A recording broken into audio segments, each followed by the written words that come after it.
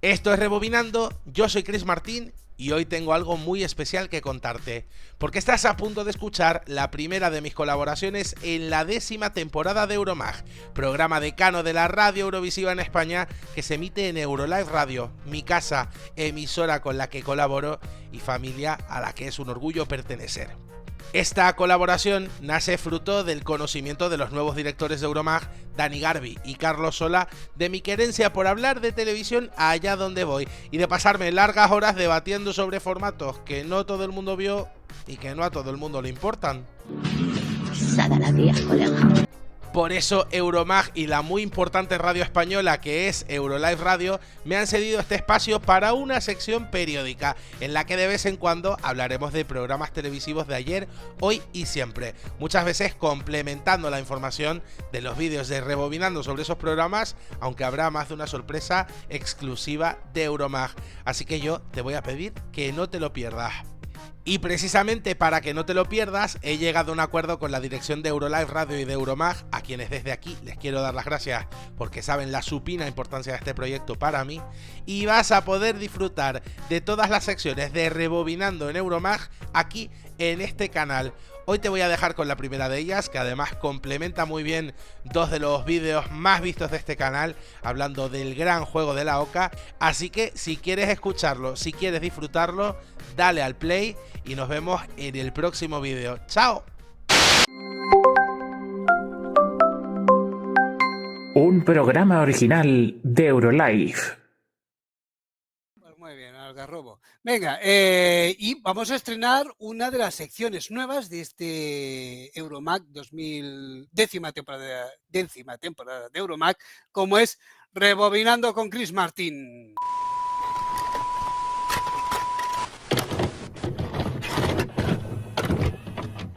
Buenas tardes, Chris. ¿Qué tal, compañero? Fantástico, ¿eh? ¿Ya tienes tu reloj Eurolife Limited Edition? Pues fíjese, yo de momento me estoy conformando con el reloj de Chenoa que me compré en 2001, porque siempre es la hora del chenoísmo, señor Sola. Chenoísmo o barbarie, ya lo dice el refrán. En esta sección hablaremos de vez en cuando de tele de ayer, de hoy y de siempre, tal cual hago en mi canal de YouTube.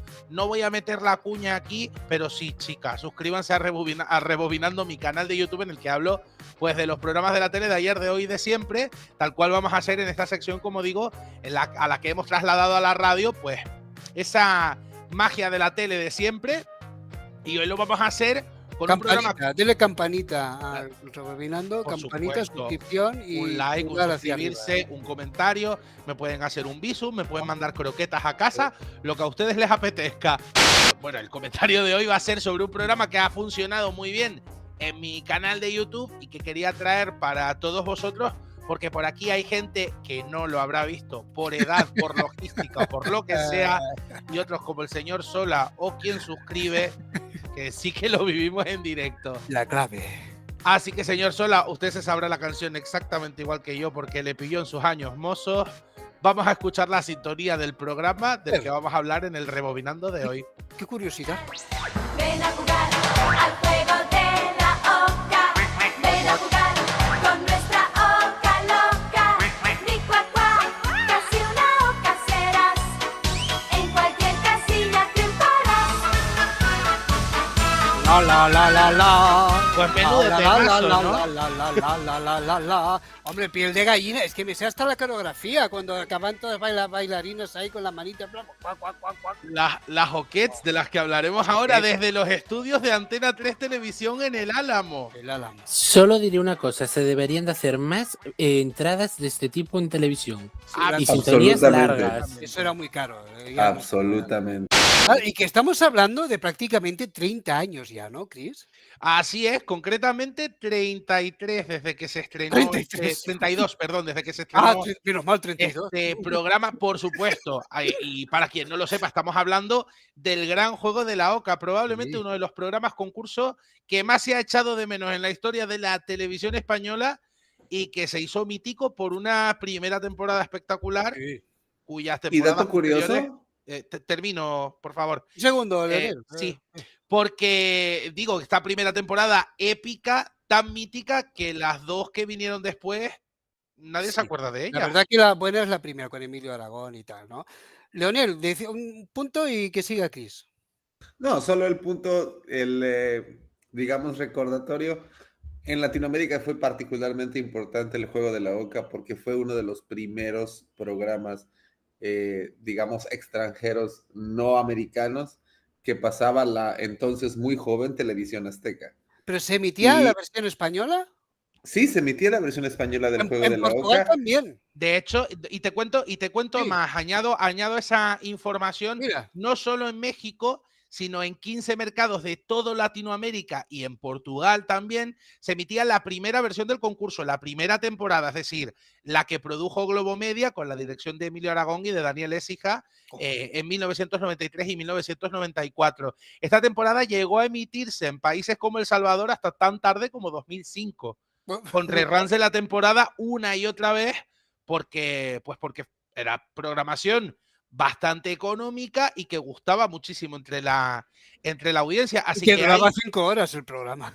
3 horas y Claro. pico con anuncios. Y Sí, claro, sí. es decir, hay una plétora de fans de la Oca por todo el mundo, por toda América Latina, debido precisamente a esa retransmisión. Y afortunadamente tenemos episodios completos de la Oca gracias a que se retransmitió por todo el mundo y la gente pues pudo grabarlo en su momento y compartirlo, digitalizarlo en la actualidad. Gracias a eso tenemos muchísimos episodios que de otra forma serían los media, sobre todo porque voy a contar una curiosidad. Antena 3 tiene en su catálogo de formatos internacionales las 2 primeras temporadas del Gran Juego de la Oca, pero no se las vende a nadie. Para emitir en plataformas, ¿no? Exacto. Tú como particular, tú podrías ponerte en contacto con Antena 3 para pedirle un precio estimado para poder saber cuánto cuestan estas 2 temporadas. Wow. Y ellos te dicen que no se puede emitir. Bueno, La tienen en Es que catálogo, pero no se puede emitir. es un precio son un calculado. tesoro. Sí, hombre, es un tesoro, pero además, claro, normalmente este servicio de copias de, por ejemplo, en Televisión Española o TV3, suelen cobrar por minutaje. O sea, Exacto. tú pides una copia de un programa que dura media hora, tiene un precio, si dura 3, claro, este duraba, decías, Chris, 3 horas y media. Aproximadamente 150 minutos sin anuncios. Pues figúrate lo que debe, y no son baratas las copias oficiales de televisión. Pero Y además son para uso privado, no las puedes, porque si no, para uso comercial, ya ni hablamos, Correcto. o uso tal, tiene un precio muy superior. Pero este caso concreto pretendía conservar todas las copias de la Oca, pues no para difundirlas, pero sí para tenerlas guardadas. Y de hecho se hablaba incluso de un crowdfunding y de una difusión interna de esas copias, cosa que, pues, como bien digo, no ha podido ser porque... No. Y estaríamos hablando de miles de euros, sin duda. Correcto. Leonor, tú no conociste la versión o la emisión portuguesa del Juego de la Oca que se emitió, Chris, por TVI, si no me equivoco, ¿no? Correcto, y se llamaba, la traducción del título era O Jogo do Ganso. Que imagino que subtitulado como lo hacen todo en Portugal. Leonor. No, no lo sabía. A ti, bueno, es que claro, tú eres del 2005, claro, estamos Sí, hablando 10 años antes de que tú Aunque, nacieras. aunque yo de niña jugaba a ese juego, Sí, em, pero sí las pruebas extremas. sí, ¿El juego de claro. mesa? Y bueno, juego de la Oca en portugués es Jogo do Ganso y Sí. mi juego tenía el título aquí en español. O Jogo do Ganso. ¿Y cómo se dice de puente a puente y tiro porque me lleva la corriente en portugués? ¿Qué? Está la casilla del puente, que saltabas al otro puente. Y entonces caía y decías, de puente a puente y tiro porque me lleva la corriente. ¿Cómo es en No, portugués? ¿O tenéis alguna no me frase? acuerdo. No tenéis frases para jugar. ¿Cómo soy los portugueses de verdad, eh? Y tiramos aquí el de oca a oca y tiro porque me toca. Si quedas en la oca, de oca a oca y tiro porque me toca. De ganso a ganso y tiro porque me canso. Excelente. No me acuerdo. Era Eurovisión cultural. Sí, sí, fue hace mucho tiempo. sí. Ya Bueno, no me pues acuerdo. muy divertido, esas partidas eternas a la oca. Chris, Pues partidas eternas las que se llevaban a cabo en un espectacular plató que, como bien decíamos, en sus 2 primeras temporadas estuvo situado en el Álamo y que posteriormente se trasladaría pues a las instalaciones de Telecinco, puesto que el programa cambió de cadena. Breve ficha técnica, como digo, 3 temporadas, las 2 primeras en Antena 3, que se emitieron la primera en 1993 y 94, con un total de 39 episodios. La segunda, que también emitió en Antena 3 en 1995, con un total de 26. Y la tercera, que se emitió en Telecinco, que fue un auténtico bluff y que solo emitió 8 episodios. De esta última, hay que decir que era un programa muy, muy difícil, y que se emitía en directo, presentado por Andrés Caparrós y por Elsa Anca y Paloma Marín, y era tan complejo el programa que había errores pues prácticamente en cada prueba, era muy, muy complicado de hacer. Pero todos recordamos la primera temporada, por supuesto. hombre. Un elenco de oro, ¿eh? Sí, señor, es decir, hablamos de 3 pesos pesados de la comunicación, o de 2, y de Patricia Pérez, que la pobre hacía lo que podía, puesto que este era uno de sus primeros papeles como presentadora titular y la dejaban hacer bastante poco. Pero por supuesto hablamos de, yo creo que la pareja más icónica de la televisión de los 90, que era Lidia Bosch y Emilio Aragón. Una pareja que compartió después Historia de Amor en Telecinco durante 9 temporadas en La Inolvidable Médico de Familia. Hombre, es que además este fichaje estrella, bueno, Bombazo del Juego de la Oca vino precedido de un fichaje multimillonario cuando Antena 3 le robó Emilio Aragón a Telecinco, porque venía a hacer el no menos mítico VIP Noche. Correcto. Emilio venía de poner de moda. De eso sí que no os acordáis los demás.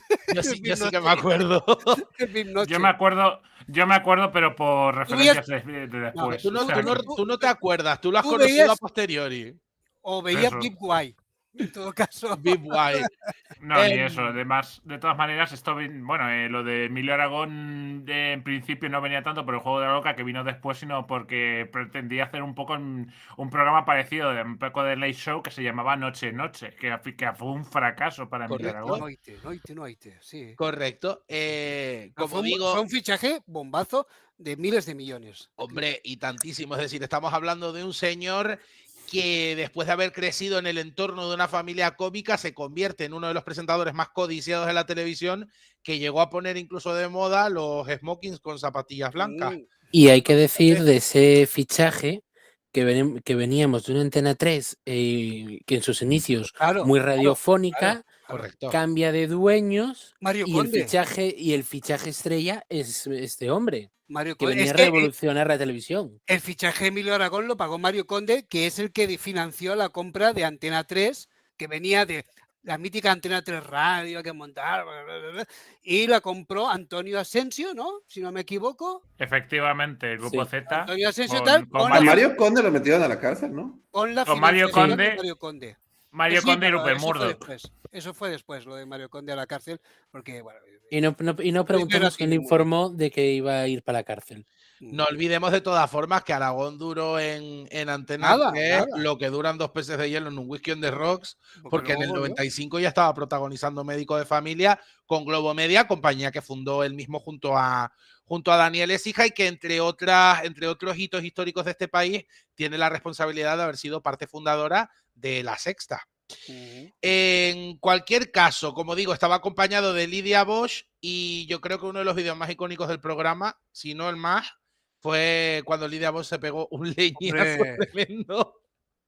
Y ojalá lo pudiéramos ver, pero esto es radio, queridas amigas, así que búsquenlo ustedes, la hostia de Lidia Bosch, porque es epicarda. Sí. Y hablaba bastante de cómo era el programa en sí, es decir, era un riesgo continuo, especialmente en esa primera temporada en la que se creaban espectaculares pruebas que de alguna forma querían dotar de ese aura de película de acción a un programa en prime time que costaba muchísimo grabar y del que yo os quiero contar una curiosidad. A ver. Porque a lo mejor destrozo vidas con esto que voy a contar. No creo, a estas alturas ya. Bueno, a ver, es verdad que no. ¿Sabía usted, señor Sola, por ejemplo, que las tiradas de dados de los participantes, porque recordemos... No me digas eso. Te lo voy a decir. Sí, no me lo digas. Esto funcionaba de la siguiente forma. Sí. Había 4 concursantes, cada uno de ellos representaba una ficha del Juego de la Oca, rojo, azul, verde, amarillo. Además, yo creo que me he aprendido los colores de memoria así por culpa del Juego de la Oca. Cada uno de ellos representaba una ficha, lanzaba unos dados virtuales a través de un mando. 3. 3, correcto. Y entonces avanzaba en el tablero el número de casillas que había marcado el dado. Cada casilla correspondía a una prueba en la cual se apostaba dinero y podían ganar o perder dinero en función de si fuesen capaces de superar esa prueba o no. De hecho, todos recordamos aquel membrete de prueba superada y la musiquita. ¿Qué pasa? No había 125 pruebas. No había 125 pruebas. No de hecho, las pruebas estaban lógicamente preparadas y ensayadas hasta la saciedad por un equipo de expertos que pasaba toda la semana previa al día de grabación ensayando cada una de las pruebas para asegurarse de su seguridad y de su factibilidad. No sé si he dicho bien la palabra, me la he inventado, pero me da igual. Y la realización y toda la historia. Exacto, se ensayaba todo hasta el más mínimo detalle para que el rodaje fuese lo más simple posible, aunque llegaba a durar hasta 13-14 horas de rodaje, como si fuera el Grand Prix de la actualidad. Pero me gustaría... Entonces, ¿me estás diciendo o lo vas a explicar ahora? Lo voy a explicar enseguida. Vale. No solo, no pregunto, vale. No solo le voy a explicar esto de que las pruebas estaban absolutamente preparadas y había casillas con pruebas fijas, pero la gran mayoría de ellas no continuaba la misma prueba de un episodio al siguiente. Claro. ¿Y esto porque porque los recorridos de los concursantes, es decir, las casillas en las que caían y las tiradas de dados, no eran debidas a la suerte? ¿Cómo que no eran debidas? No. Tiran 2 dados y hay una probabilidad infinita de números que pueden salir. Pues la magia de la televisión. Debo decir que los recorridos se planeaban, los escribían los guionistas, asignaban pruebas a esos recorridos en función de qué pruebas querían que apareciesen en cada episodio. Y luego se sorteaban ante notario asignando cada uno un concursante diferente. De hecho, en función del color y de la prueba... ¿Ganabas o no ganabas? Claro, no solo eso, pero es decir, en función de que una vez se hiciera el sorteo, por ejemplo, a la ficha verde le tocasen todas las pruebas físicas, pues normalmente ponían al concursante de los 4 que tuviese una mejor capacidad física. O sea, primero se sorteaba el color y luego se asignaba al concursante. Exacto. La explicación es la siguiente. Los guionistas escribían las pruebas, hacían los recorridos en función de las casillas en las que pasaran cada una de las pruebas. Por ejemplo, si los guionistas decidían que esa semana hubiese la prueba de la jaula, que estaba fija en la casilla número 57, pues naturalmente tenían que incluir esa casilla en el recorrido. Absolutamente. Entonces, el problema era el siguiente. Una vez ya se sorteasen a qué color correspondía cada uno de esos recorridos, ellos asignaban los concursantes a ese color. Porque había recorridos mucho más fáciles y otros que iban a ser... El típico cachitas y luego la típica pues chiquita, ¿no? Que estaba ahí. Correcto. Si había una chica que era muy guapa y que tenía el pelo muy largo, normalmente le tocaría... había alguna guapa, eso es verdad, sí. Pues normalmente le tocaría el recorrido en el que pasase por la casilla 52, que era la casilla del Flequi. ¡Ay, el Flequi! Que me gustaba a mí el Flequi.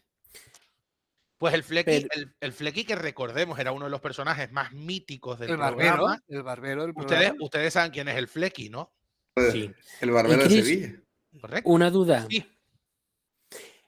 ¿Podemos confirmar que es el mismo notario que salía en todas las preselecciones de Toñi Prieto? Del ilustre colegio de notarios de Madrid. Pues igual sí o igual no. Yo qué sé. Pero vamos, que notarios que se atrevieran a salir en la tele había pocos porque luego podía haber consecuencias. Mira, Bruno, han pasado 35 años, da igual. No creo que nadie vaya a reclamar Antena 3 ahora. Que ha cambiado 4 veces de dueño. Hablábamos de la casilla 52. Me gustaba mucho a los hombres, los rapaba al cero. Correcto. Que normalmente siempre tocaba al guaperillas que iba con tupé, le tocaba el Flequi, es verdad, ahora que me estoy acordando. Correcto. Y a las chicas les hacía el juego de un mechón por aquí, un mechón por allá. El Flequi no las rapaban. No las rapaba, les dejaba un poco como a Chelo García Cortés o les hacía media melena, una cosita así. Un drama y unos lloros. Hay que recordar que el Flequi en realidad sí que tenía habilidades para la peluquería, que no era que se volviera loca y puteaba a los concursantes. Era barbero de verdad. Exacto. Ah. Como bien decís, la figura del Flecky estaba inspirado en el Barbero de Sevilla y de hecho la melodía que sonaba cuando caías en la casilla del Flecky era la del Barbero de Sevilla. Y la prueba era muy simple, tenías que responder a 3 preguntas y si fallabas alguna de ellas, te tocaba pringar y te rapaban al 0. Es verdad. Claro, la producción lo manipulaba todo para que la tercera de las preguntas fuese prácticamente imposible de responder y que pringase siempre. No recuerdo una pregunta en particular. Sí. De un programa en que la tercera pregunta de Emilio Aragón era ¿cómo se llama mi perro? Correcto. ¿Cómo se llama mi perro? Mis tetas. Correcto. Fue la tercera. Fue la tercera pregunta. Y recuerdo muy bien ese programa. Para empezar, el Juego de la Oca fue importantísimo para toda una generación que empezó a entender algo de cultura española gracias a este programa y que aún tiene nostalgia por las cultura española en el Juego de la Oca, no sé, pero bueno, sí. Normal que nos odien. Claro. No, pero genuinamente de entender un poco de las cosas en España, lo primero que tuvimos muchos fue el Juego de la Oca y sobre todo este entendimiento del valor de una peseta, ya saben, ese entendimiento monetario. 25 pesetas. El valor de una peseta, nada. En cualquier caso. Bueno, el valor de la moneda como tal, pues. Sí, sí me gustaría explicar con respecto a esto que nunca nos hemos preguntado qué pasaba si alguien se negaba a hacer una prueba. Ah, pues nunca me lo había planteado. Pues hay un caso concreto en la segunda temporada donde igual no lo recordarán ustedes porque era más oscuro. El peluquero no se llamaba Flecky, era un señor que decía ser francés y que se llamaba Risotín. No lo recuerdo. Ya, normal. Era un señor así que llevaba el peinado de Fernán un poquito, ¿sabes? El pelo a lo loco. ¿Qué presentaba la segunda temporada? ¿Puede ser Pepe Navarro? Sí, la segunda temporada la presentaban, la combinación era heavy, ¿eh? Eran Pepe Navarro acompañado de 2 lindas señoritas, una de ellas Eugenia Santana, Miss España en 1992, si no me equivoco, 93, y la otra era Ivonne Reyes. Hombre, Ivonne Reyes. Sabrán ustedes que en esta época se fraguó el famoso embarazo de Ivonne Reyes, el hijo no reconocido por Pepe Navarro, un largo... ¡Hostia! ¿Fue allí? Sí, fue en la casilla 33. Fue en la casilla 33, correcto. O en la 69. En la jaula. A esa no había solo 63 casillas, chicos. Bueno, pues se la inventaron para el momento, yo qué sé. Venga, vale. En cualquier caso, en esta época fue que se gestó una temporada muchísimo más oscura, con un humor bastante más negro, mucho menos espectacular, porque también el presupuesto había caído. De hecho, Globomedia ya no estaba detrás del proyecto, se le dio a otra productora que tenía mucho menos interés en hacer un concurso espectacular y más en hacer un concurso. El italiano ese que hacía. Exacto. La noche de Jocelyn. De hecho, Jocelyn Hatton, que era el dueño del formato, de hecho. Bueno, el dueño o quien lo robó. La justicia todavía no ha dicho exactamente el qué. Pensaba que era bien de Agua Films.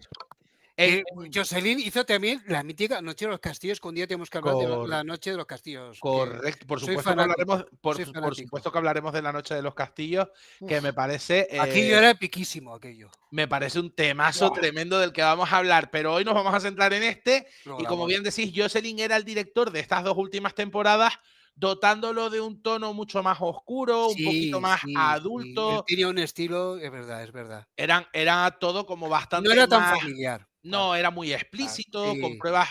De hecho, luego os voy a hacer luego vamos a hacer un juego, nosotros vamos a jugar a nuestro propio juego de la Oca y os voy a hacer unas preguntas para que dilucidéis si las pruebas que os voy a decir existieron de verdad o no en el juego de la Oca. Ay, qué nervioso. Pero, no se ponga usted nervioso, que aquí no hay premio.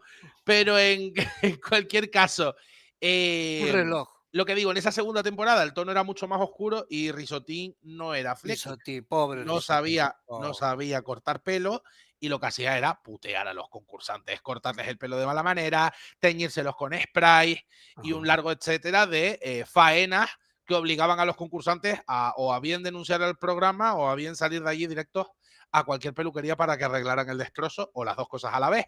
En cualquier caso, hubo una concursante que se llamaba Natalia, epiquísima, conocidísima por haber tenido muy mala suerte y muy mala actitud en la primera temporada, y a la que invitaron de nuevo a esa segunda temporada. Para putearla más todavía.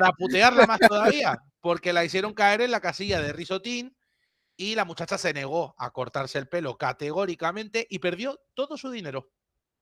Pero imagino que antes de concursar firmarían algún contrato, alguna Por cosa. supuesto que sí, y además sabían perfectamente a lo que iban porque el concurso no engañaba a nadie, se Y veía prefirió perfectamente. perder 225.000 pesetas a que le cortara. A cortarse el pelo, sí. De todas formas, tanto en la segunda como en la tercera temporada daba igual el dinero con el que llegaras al final. En la primera temporada, cuando llegabas a la casilla final y eras el primero en llegar, te enfrentabas a la reoca, que era una prueba para ganar un premio extra, normalmente un coche.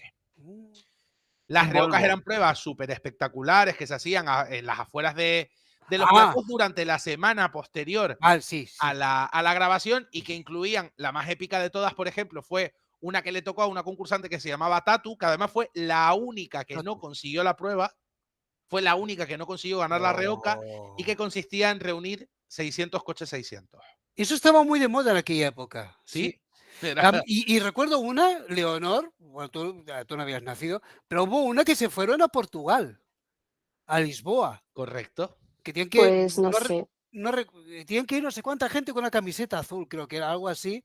Y fue a las radios de Portugal, no sé si llegó a ir a la RTP, no, supongo que sí iría a TVI. Y tal, para promocionar justamente, creo que la emisión del programa. Sí, Sí, señor. es que aprovechaban muy mucho las conexiones de la sindicación de los canales que emitían el programa y lo aprovechaban a topísimo. En Argentina lo mismo con Canal 13, en Chile con Canal 13 también. Pero es que en Portugal se daba la circunstancia que justamente en el 93 se legalizó la televisión privada. Y fue el gran boom, o sea, y el gran programa estrella fue comprar a España el juego de la OCA y emitirlo subtitulado por parte de TVI, que en esa época no sé si era de la Iglesia, creo. O algo así. Sí, cuando empezó era de la Iglesia, sí. Fíjate tú. Y luego de la SER. De Prisa. Bueno, de Prisa. Pues lo que os decía, que si no nos despistamos y no acabamos con la sección, queridos amigos. El juego de la OCA es que es un universo en sí. Es que sí, tiene bastante chicha. Como os decía, en esta primera temporada, el concursante ganador de la partida se podía llevar un coche, pero todos acumulaban el dinero que habían acumulado, o sea, todos se llevaban el dinero que habían acumulado en sus marcadores a lo largo de la partida. O sea, todos ganaban, en cierta manera. Exacto. Ajá. En la segunda y en la tercera temporada, no. Solo el ganador se llevaba el dinero acumulado en su marcador y el resto se iban a casa con una mano delante, una mano detrás y en el peor de los casos o acosado sexualmente por un famoso o después de haber tenido que tocar una teta o después de haber tenido que comer para engordar medio kilo en 2 minutos o cosas así, porque la verdad es que las pruebas eran bastante heavy. No recordaba yo eso, qué barbaridad. Oye, pues muy mal que no les dieran el juego del programa. Siempre un juego de la OCA del chino, ni que Solo sea. hubo juego del programa en la primera temporada, de hecho. La primera temporada fue tan loca que Juego Falomir sacó un juego de mesa. Juegos Falomir y camisetas. Tú ibas al mercado, al mercadillo, al mercado este de barrio, de barrio, ¿no? Y vendía las camisetas sin licencia, obviamente, con el logo del... Yo y mi hermano teníamos la camiseta del juego de la OCA no licenciada, lógicamente, claro. Yo con 5 años coleccionaba las pegatinas y las tarjetas de los chicles del juego de la OCA. Y los chicles. Era porque se hacía merchandising de las cosas, es verdad. Sí. Se ha perdido eso también. Pues una de las cosas epiquísimas que hicieron fue sacar un juego de Juegos Falomir que imitaba el tablero del concurso, es decir, el plató, y que tenía unas pruebas ridiculísimas que tenías que hacer cuando caías en las casillas. Como por ejemplo había una casilla que era no hacer nada. Maravilloso. Talento. Juegos Falomir, algún día hablaremos de Juegos Falomir y de esa capacidad que tenían para plagiarlo absolutamente todo y cobrar 20 euros menos que Juegos MB. En cualquier caso, hablábamos de las pruebas del concurso y ya os digo, había pruebas de todo tipo, pruebas que ponían en riesgo la integridad de los participantes, pruebas que les ridiculizaban, había pruebas con animales, había pruebas muy censurables. Y yo quiero poner a prueba, nunca mejor dicho, vuestra capacidad de dilucidar cuáles de estas pruebas que os voy a decir a continuación son verdaderas y cuáles de ellas me acabo de inventar para hacer esta sección. Claro, entonces, aquí algunos jugamos con ventaja, ¿eh? Pues usted no diga nada. Si ustedes saben si estas pruebas son de verdad o no, vale, que jueguen los que no han vivido. No digan nada. Venga. Entonces, yo voy a pedirle al señor técnico de Realización que por favor le dé al play a la musiquita que hemos preparado para esto, para que parezca esto un game show.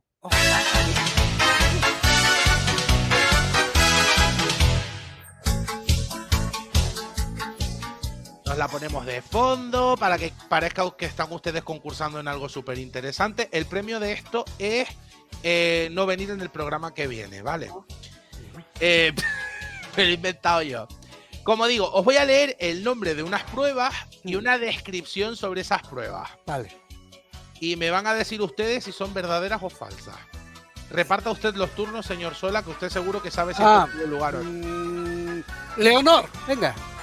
Venga, va, Leonor. Te voy a leer una prueba y tú me vas a decir si esto tuvo lugar o si es falso. Si es verdadeiro o es falso.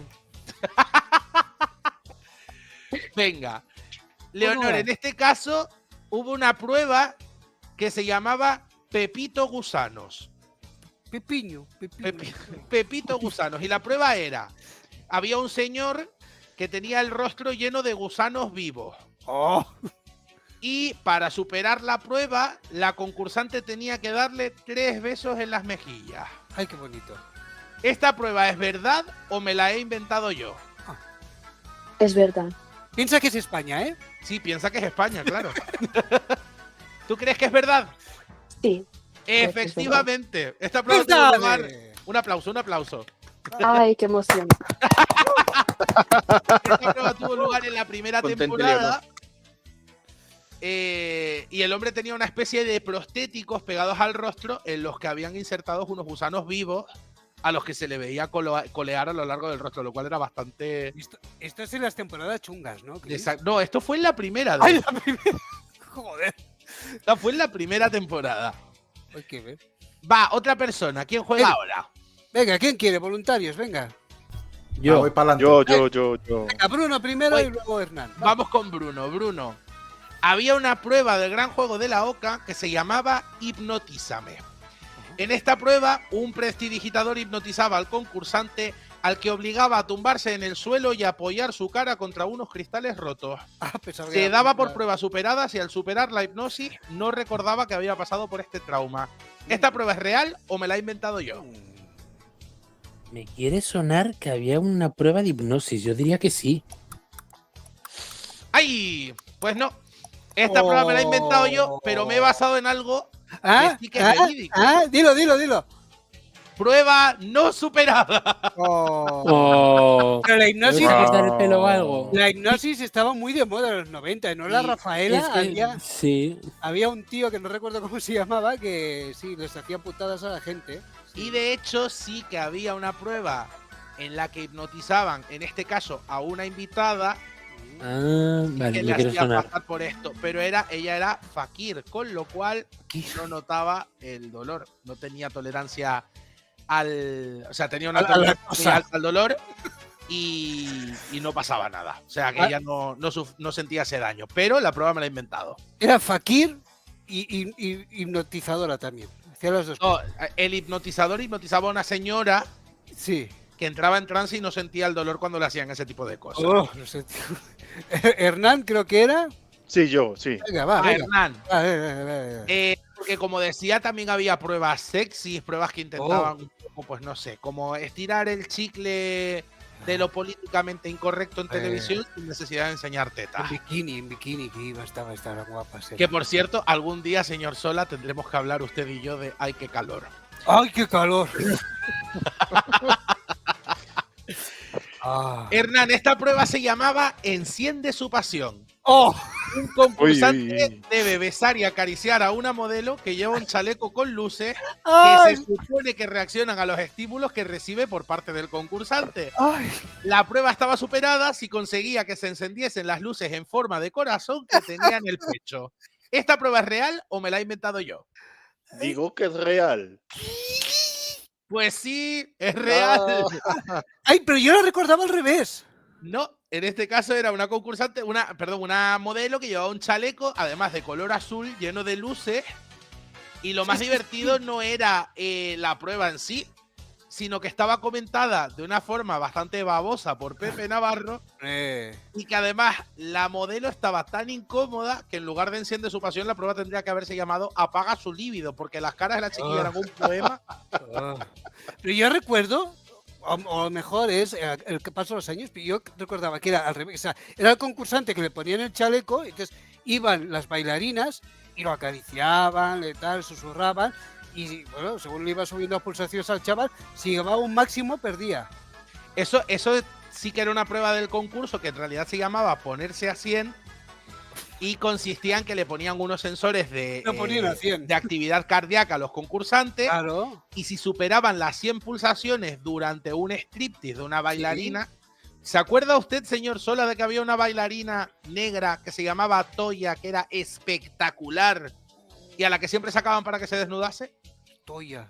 No recordaba el nombre, pero más o menos, sí. Búsquelo usted por el YouTube, Claro que lo hay recuerdo. vídeos enteros. Pues, como decía... Debe tener 60 años ya, Toya. Esa prueba consistía en que se hacía un striptease que no se veía ante las cámaras, simplemente era detrás de un biombo. ¡Ah! Y si el concursante se ponía a 100, perdía la prueba. Y este era el programa familiar, ¿eh? Pero ¿cómo calculaban que se ponía así? ¿En plan de poner un termómetro? Tenía un ¿o qué? sensor cardíaco y si pasaba las 100 pulsaciones por minuto... O algo, sí. Ay, mi madre. Claro. Correcto.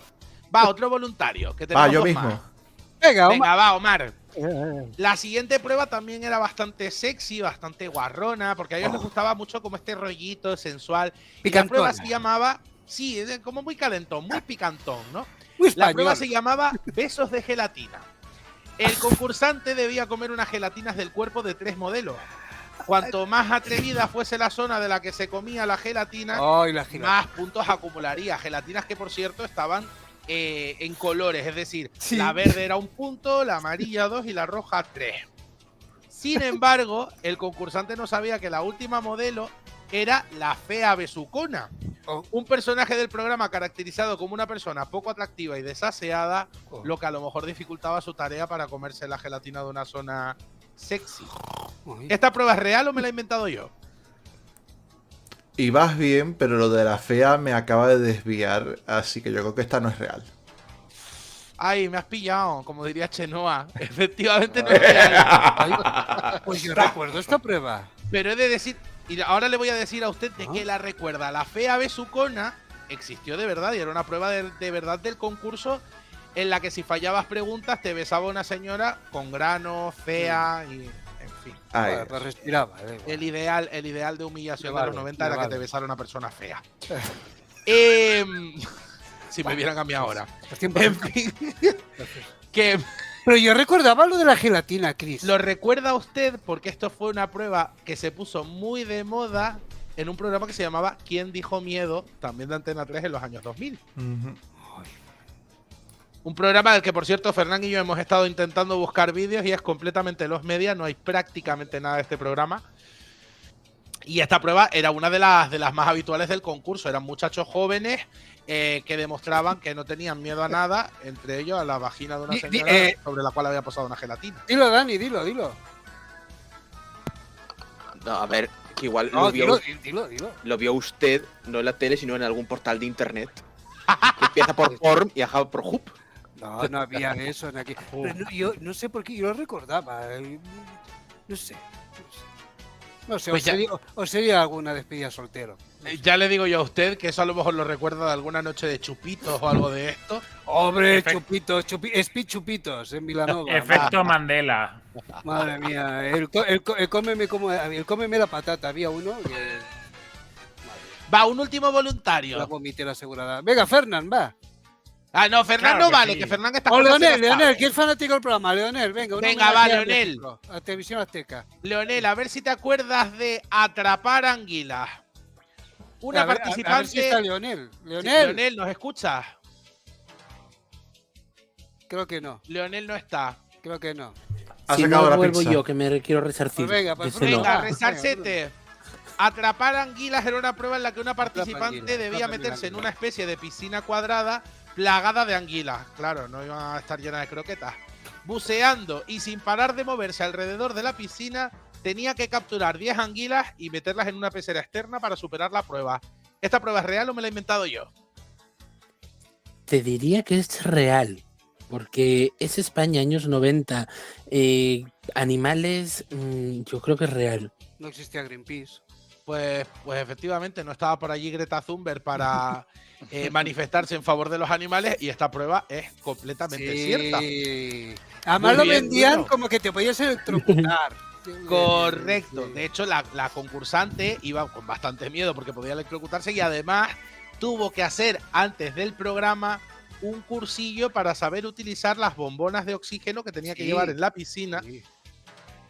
Algo que hacían hacer por otra parte a todos los concursantes en previsión de que les tocase una prueba de piscina. Era espectacular, con cámara subacuática y todo ahí. Sí. Es decir, el nivel técnico del programa era bastante avanzado para los años 90, especialmente en esa primera temporada, como digo, que yo creo que fue la puntera y a la que voy a invitar para cerrar esta sección ya por todo lo alto a todos los compañeros y a la audiencia que nos está escuchando a que rebusquen, investiguen y se lo vean todo por YouTube, que hay muchísimos documentos de esta época y es maravilloso descubrir una época a través de la tele. Yo, si os parece, sí que os quiero emplazar también a que veáis los vídeos de mi canal de YouTube Rebobinando, en los que hablo del gran juego de la OCA, para que descubráis estas y otras pruebas muy censurables de la época, porque telita. Había cosas muy heavy. El señor Garby estuvo viendo uno de los vídeos de las pruebas y se quedó bastante patidifusa. A ver, yo es que no viví esa televisión y digo, madre mía, en los 90 poner la tele era o perdías la inocencia. Sí, no. Era, o acababas, yo qué sé, alistado en el ejército o algo. Era o niñas de Alcácer o eso. O sea, sí. Es que madre mía, y luego dicen de ahora, pues no sé si las comparaciones son odiosas, pero o perdías la inocencia o perdías el asco. Hombre, míralo, ahí está. Efectivamente. Pues en ese vídeo cuento absolutamente todo lo que sé sobre las peores pruebas del juego de la OCA y hay algún otro vídeo más explicando la mecánica del concurso, aunque creo que hoy ha quedado bastante bien explicadita. Si tienen ustedes curiosidad, Rebobinando, canal en el que, por cierto, voy a anunciar, señor Sola, que a partir de ahora estarán también las secciones completas de Rebobinando en Euromag. Rebobinando. Con lo cual... Más trabajo para mí para recortar cosas. Gracias, Chris. Usted y yo sobre la marcha y todas las veces que aparezca yo por aquí para hablar de la tele. Así que todos aquellos que estén por Rebobinando podrán disfrutar también de esta sección cuando les apetezca. Y yo me voy a despedir hasta la próxima, en la que hablaremos, por supuesto, de otro programa de la tele y a lo mejor, señor Sola, le hago caso y todo y nos vamos a la época de la Noche de los Castillos. Uy, la noche, que es buenísimo ese programa. Ya hablaremos. En próximas semanas, Chris Martín volverá con su Rebobinando, porque iremos rotando secciones, porque hemos pensado que es mejor hacer una sección cada semana y entonces que la cosa pues más digerible, que no hacer 5 secciones ahí diferentes. Pues en unas semanas, Chris Martín volverá a Euromag y mientras no vuelva aquí, pues lo podéis ver en YouTube, que es youtuber, así que eso, le dais campanita, suscribirse y todo lo que haga falta para esta nostalgia eurovisiva que tanto nos gusta y la verdad que los 90 fueron bastante mágicos. Cuanto más pasa el tiempo, más lo mitificamos, pero la verdad que lo pasamos muy bien.